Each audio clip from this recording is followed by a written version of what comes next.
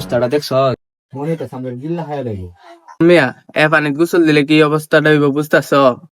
কি আর হইব, কিচ্ছুই তো না। কিচ্ছু হইতো না, খালি একটা জানাজা পড়তে হইব। আমি গোসল করবো, বাজি ধরবি? বাজি ধরমু, কিন্তু এর আগে তোর এলাকাবাসী আর আত্মীয় স্বজনের কাছ থেকে মাপ চাইতে হইব। কি লিগা? কি লিখে মানে?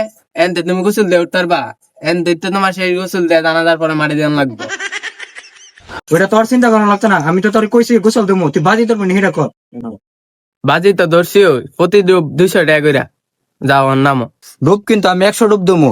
100 না, তুমি 50 টাই দাও। না 50 না, আমি 200 ডুব দেবো। আচ্ছা 200 দাও।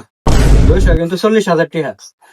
আচ্ছা আমার টেলে চিন্তা করো লাগতো না, আগে তোমার টেলে চিন্তা করো। তুমি যদি পরে না দিতে পারো। আমার কাছে তো টিয়া নাই, যদি টিয়া না দিতে পারে আমার কাছে মোবাইল আছে, মোবাইল দিয়ে দেবো।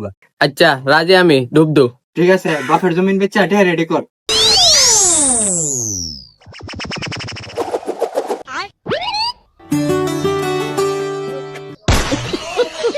মোবাইল গেলে মোবাইল পাওয়া যাবে, জীবন গেলে জীবন পাওয়া যেত না।